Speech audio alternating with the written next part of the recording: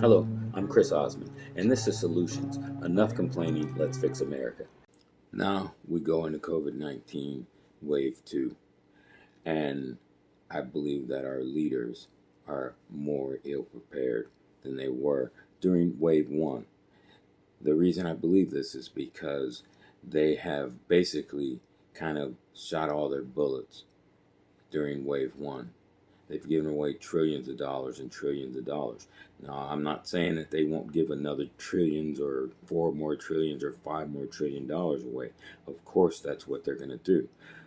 But the problem is that people are starting to see that that is what they're doing, that they're taking care of the wealthy, of the super wealthy, and they're ignoring the needs of the people. Now, in my opinion, a nation only exists because of the belief that the majority of people in that nation have. So, in other words, if you have a nation and you have a bunch of people that live within the borders of that nation can only exist as long as the people are willing to believe in that nation and stand behind that nation. But when you have leaders of the nation not standing behind the people, then their belief in the nation's ability to take care of them starts to break down. And that's what's happening in America. Look at the leaders we have now. We have Donald Trump, who is taking away the rights of so many people. He's taken away the rights of people, LGBTQ people, to have health care that had it under Obamacare. Now, I'm not a proponent.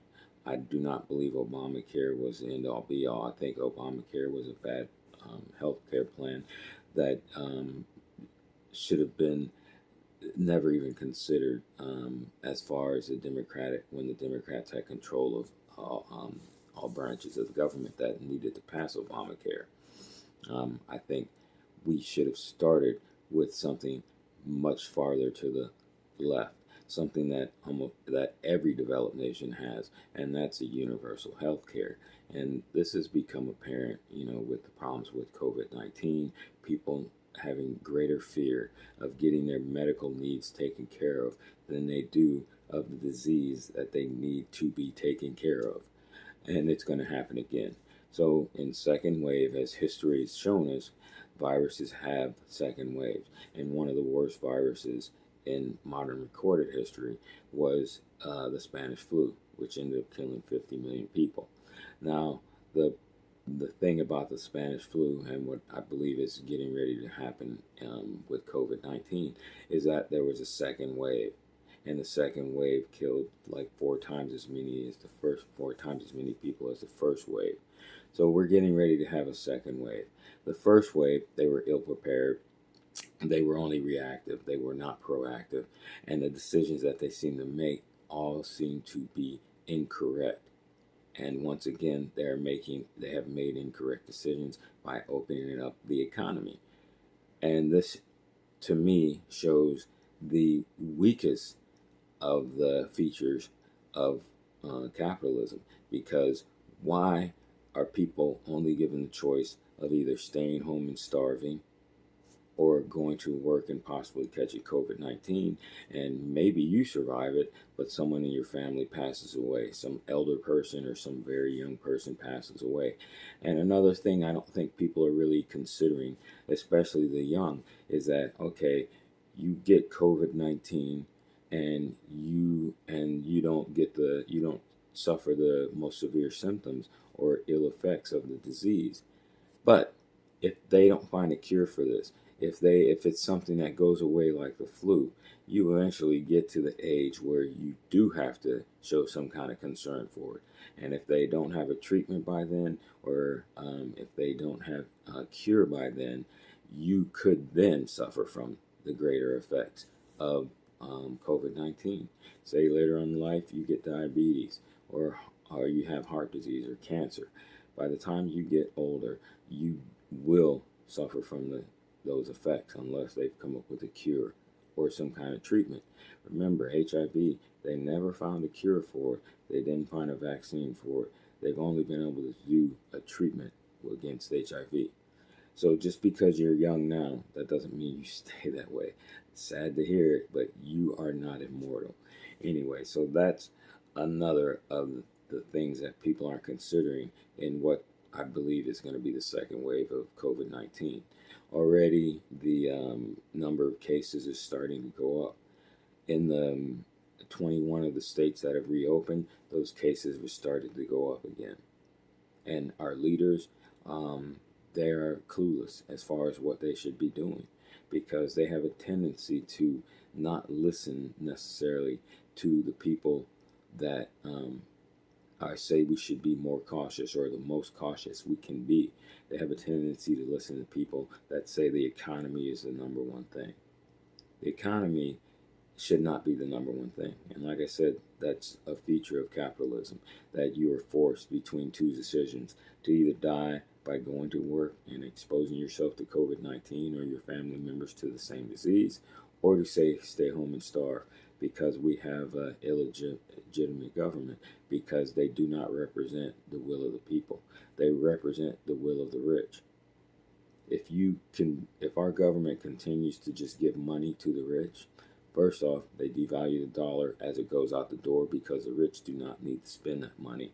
They can buy up all your companies, your smaller businesses, your medium-sized business, but they do not need to spend that money. They can just pocket it, they could hoard it, they could put it in their offshore bank accounts, they could put it in bank accounts in America, because everything is out of control as far as catering to the wealthy. The banks are out of control. Look at Wells Fargo, with all of the fraud that they've committed and been caught committing. They still have depositors. They have individual depositors, which makes no sense to me. At the very least, I would just take my money out of Wells Fargo and move it to another bank. Now, what people can do at this late stage in the game, it is late, because some of these things should have been enacted or pushed through years ago by the public. And one of the things they can do is to start boycotting one business at a time. So imagine if everybody just refused to go to McDonald's for 1 day, 2 days, a week, until they started changing their policies, until they started raising the amount of money that they paid their employees. Now, maybe that's not possible now, or that's what they'll say, but I imagine there is some solution to that. And I imagine that there are some people out there, some economists out there, that do have the solutions for that, and they are being ignored currently. One of the things that I do see with the people that work at McDonald's, or people that are being laid off, is that in other countries they're given the opportunity to start their own business. Now, you might have the best idea in the world, but if you don't have capital to support that idea, then it's not going anywhere until you find other investors. And what other countries have done is to, instead of just giving you all of your unemployment, they allow you to start a co-op. So instead of them giving you your unemployment every 2 weeks, or whatever the payout happens to be, they give you all of it up front, as long as you can find 9 other people who are unemployed, so they can get all of their unemployment up front. And in that way, the 10 people, can start a co-op. Now, I imagine there have to be there's requirements for it to be a viable business, and there have to be mentoring programs, entrepreneurship mentoring type programs, where you do learn how to run a business, and you are taught how to run a business. But once you start a co-op, everybody you hire then gets us the same amount of voting power as everybody else. So one person, one vote in the business. So that brings democracy to the workplace, where so many people spend 1/3 of their time during the work week. So 8 hours out of 24 hours is 1/3 of your day, from Monday to Friday. And that is the one place that we have no democracy in America, or little to no democracy. When you go to work, you have to work when your employer says you have to work. You have to work the hours. You have to do the work that they say. You have to do it in the manner that they say. So why not start your own thing?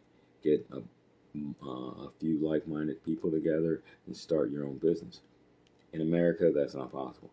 But in other countries, they've done that. So you have the choice of either receiving unemployment as normal, or you have the choice of starting your own business. So as the second wave hits and people are forced to stay home, what's going to happen then? Will Congress open up the budget to the public, or will they continue to just allow the Federal Reserve to print more money up, trillions of dollars, and give it to the wealthy so that they can devalue the money? And speaking of that, it would have been much smarter for Congress to give the money initially to the people, because if you give the people the money, they have to spend it. They have to spend it on food. They have to spend it on rent or a mortgage. They have to spend it on clothing. They have expenses that exceed what the rich could possibly buy. And what they've proven they're not going to match the spending power of all the people, the people who aren't super rich in America. So if Congress had given all of had given Main Street the money that they needed to survive over the next few months, they would have spent that money, and that money would have circulated through the economy. Now, a lot of it would have ended up with the rich anyway, but it would have boosted the economy and helped the economy stay vibrant through this time period. What they've done instead is they've skipped Main Street. So they went straight from and nobody having any money to only the rich having money, and the rich don't have to spend it. So it goes into an offshore account, whereas it would have circulated the other way around. So that shows the ignorance of our leaders. It also shows the ignorance of those who control our leaders, the donor class that control the political leaders that we have that are making these stupid decisions. They're not being so bright either. Because look, if say you're Kellogg's or a cereal company or a food supply company, everybody has to eat now. And in America, we're so reliant on food being provided to us, even though it's not that healthy, but that's another story. So when you give the money to the people, they then have to buy the food. That then makes it so the demand forces the companies to create these products that people need, like food. So then the companies stay vibrant. And then also you have people eating, so you look good to the people. And on top of that, that money circulates through the economy. So it keeps the velocity of money higher than what we have now, or what we'll have when the second wave hits. Now, another thing about the second wave hitting, people are going to be locked down. People are going to really get sick. And this time, when it gets so much worse, because now it's here in America, and now we have 2 million cases in America or some number like that. And it's going to spread that much more because of the lack of measures taken as prescribed by the CDC. It's going to be so much worse because it's already here, and it's already infested so many people. Now, with all these protests and with all the people coming out and believing that the virus is not, the danger that, they should believe it is, it's that much more prevalent. I live in South Florida, and I rode around today, and I think I could count on two hands how many masks I saw people wearing. And I could probably count on one hand how many masks I saw people wearing properly. Wearing it below the nose. How are people so stupid as to believe that that's sufficiently protecting themselves and protecting others? You breathe mostly through your nose. I don't know people that walk around breathing through their mouths. They mostly breathe through their nose. They may communicate through their mouths, but usually when people are just at rest, you're breathing through your nose. So if your mask is under your nose, you are exposing yourself to contracting this virus, especially in a work environment. You go to fast food places, they're wearing the mask under their nose half the time, I would say. So I think people should be cooking at home.